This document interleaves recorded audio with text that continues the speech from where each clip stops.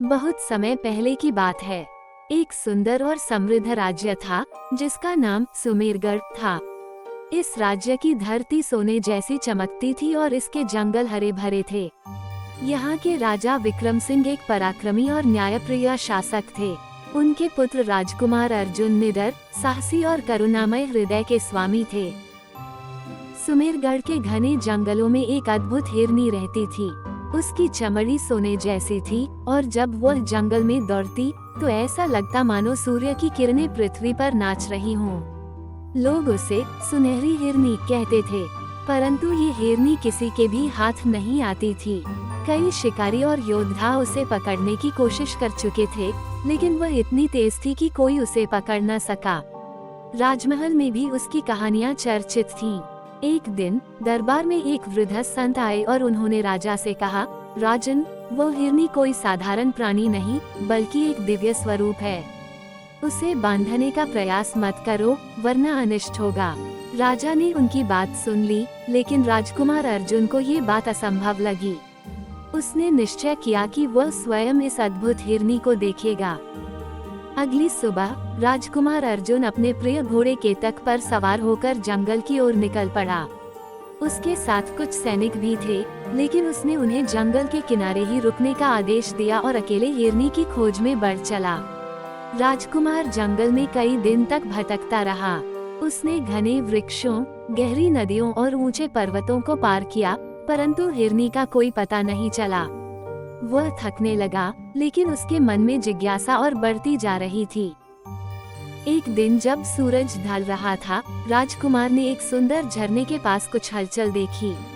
उसकी आंखें चमक उठी। वहाँ चांदनी की तरह दमकती सुनहरी हिरनी खड़ी थी। उसकी आंखें गहरी, बड़ी और शांत थीं।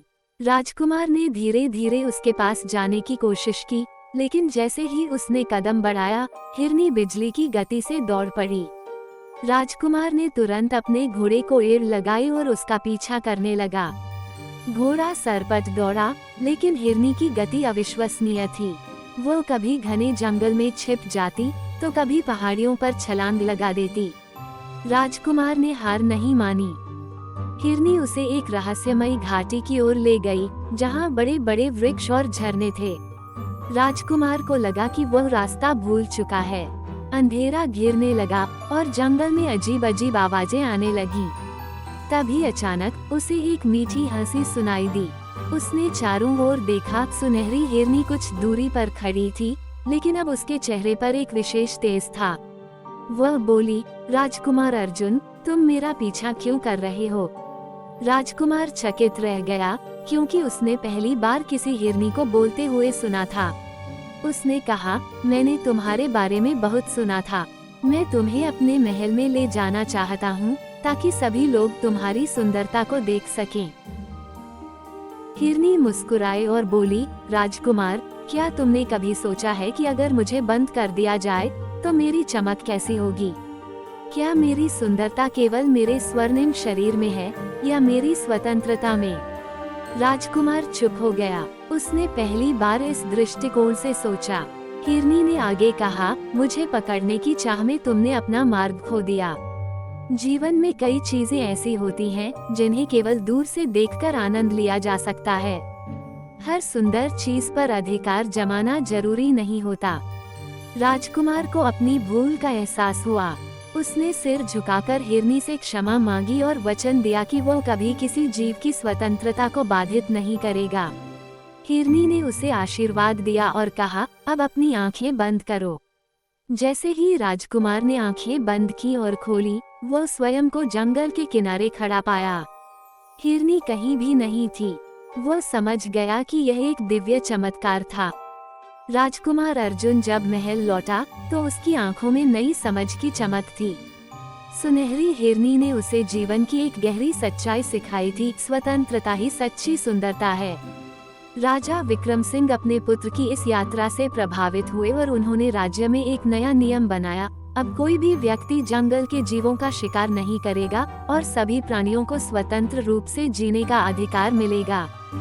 समय बीतता गया और सुमेरगढ़ में हरियाली बढ़ने लगी। जंगल पहले से अधिक हरा भरा हो गया, पक्षियों की चहचहाहट बढ़ गई और नदियां निर्मल बहने लगीं। हालांकि राजकुमार अर्जुन के मन में एक अजीब सी बेचैनी थी। हिरनी से हुई मुलाकात ने उसके भीतर एक जिज्ञासा जगा दी थी। आखिर वह हिरनी कौन थी? क्या वह कोई साधारण हिरनी थी या किसी दिव्य लोक से आई थी? उसने कई बार जंगल जाने की कोशिश की, लेकिन वह सुनहरी हिरनी उसे फिर कभी नहीं दिखाई दी। एक दिन राजमहल में एक अज्ञात साधु आया। उसकी आंखों में अपार ज्ञान था। उसने राजकुमार को देखते ही कहा, राजकुमार, तुम जिस सत्य की खोज में हो वो केवल तुम्हारे भीतर ही मिलेगा।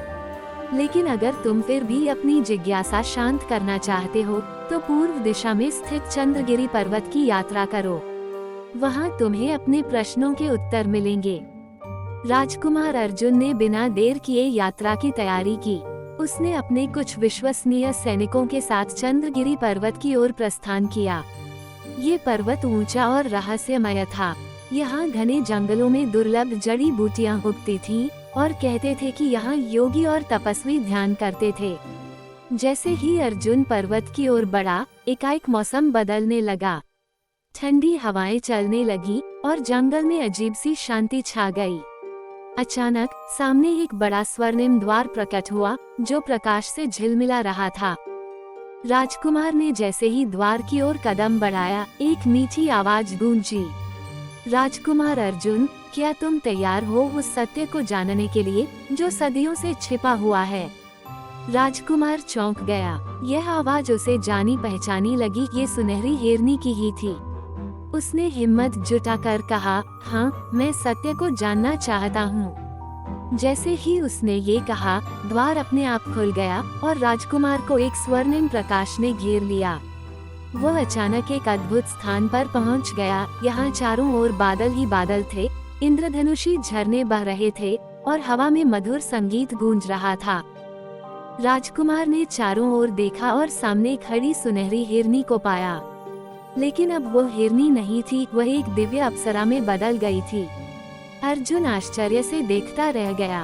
अप्सरा ने मुस्कुराते हुए कहा, राजकुमार अर्जुन, मैं कोई साधारण हिरनी नहीं थी। मैं देवलोक की अप्सरा सुवर्णलेखा हूँ। एक शाप के कारण मुझे हिरनी के रूप में इस पृथ्वी पर रहना पड़ा था। लेकिन जब तुमने मुझे स्वतंत्रता दी तो मेरा शाप समाप्त हो गया। अब मैं अपने लोक में वापस आ चुकी हूँ। राजकुमार को अब सब समझ में आ गया। उसने सिर झुकाकर सुवर्णलेखा को प्रणाम किया और कहा, तुमने मुझे जीवन का सबसे बड़ा ज्ञान दिया। अब मैं वापस जाकर अपने राज्य में और भी अच्छे कार्य करूँगा। अप्सरा सुवर्णलेखा ने आशीर्वाद दिया और कहा, तुम्हारी भलाई और करुणा के कारण तुम्हारा नाम युगों तक लिया जाएगा। जाओ और अपने राज्य को सुख समृद्धि से भर दो। राजकुमार अर्जुन जब महल वापस लौटा तो वह पहले से अधिक बुद्धिमान और शांत था। उसने राज्य में शिक्षा, कला और प्रकृति के संरक्षण के लिए कई नए नियम बनाए। उसके राज्य में हर व्यक्ति सुखी था और जंगलों में हर जीव सुरक्षित। समय बीतता गया और राजकुमार अर्जुन एक महान राजा बना। परंतु उसने कभी भी सुनहरी हिरनी को नहीं भुलाया, क्योंकि वह केवल एक हिरनी नहीं बल्कि ज्ञान, स्वतंत्रता और सच्ची सुंदरता का प्रतीक थी।